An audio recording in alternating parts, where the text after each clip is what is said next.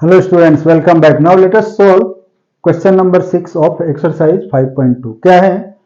Check whether 150 is a term of the AP 11, 8, 5, 2 and so on or not. ये हमें check करना है कि इस AP में कोई टर्म -150 है या नहीं, ठीक है। सो इसके लिए क्या होना जरूरी है कि जो भी यहां में क्या निकालना है, फर्स्ट टर्म मालूम हो जाएगा, कॉमन डिफरेंस मालूम हो जाएगा और nth टर्म यानी an मालूम है। सो n की वैल्यू निकालना है, यानी n क्या होना चाहिए, that should be positive integer या नेचुरल नंबर, क्योंकि काउंटिंग में जो नंबर होती है नेचुरल नंबर या पॉजिटिव इंटीजर्स हैं। सो यदि n की वैल्यू पॉजिटिव आ रही है, पॉजिटिव इंटीजर आ रही है, then that value will be the value of n and then we can say कि ये उस -150 इस एपी में आएगा। अदरवाइज विल से कि -150 will not come in this AP, ठीक है, will not be a term of this AP. So कैसे चेक करेंगे? Here given AP is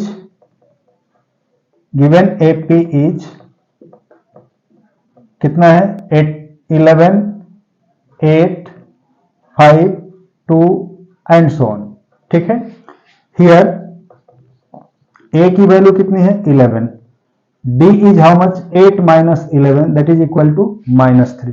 So हमें दो चीज मालूम हो गया, A की वैल्यू मालूम है, D मालूम हो गया एंड AN इक्वल टू -150 है, ठीक है। देन हमें क्या पता करना है, then we need to find N, ठीक है। सिंस AN इक्वल टू क्या होता है, ऑलरेडी हमने पढ़ रखा है, an इज यानी nth term is a plus n minus 1 into D.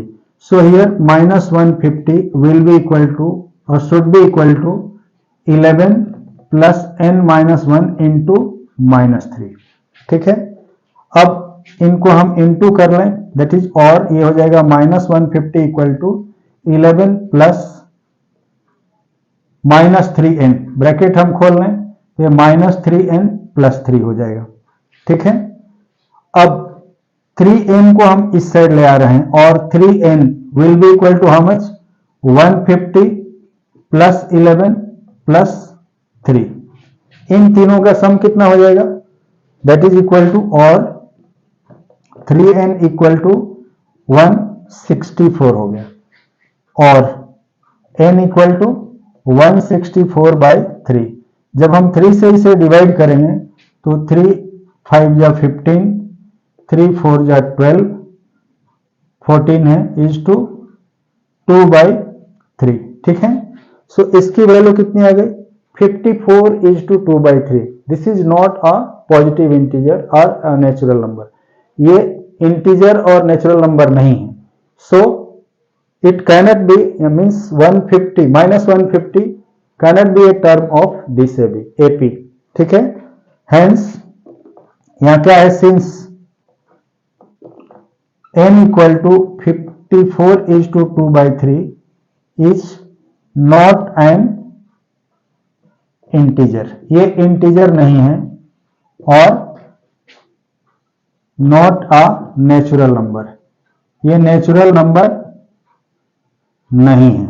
Hence क्या हो जाएगा, -150 is not a term of this AP, इस AP का कोई टर्म -150 नहीं होगा, ठीक है। तो इस तरह से और भी क्वेश्चन इसके बेस पर हैं, उसे अपने से सॉल्व करो। मिलते हैं दूसरे टाइप के क्वेश्चन के साथ, ठीक है। Okay bye.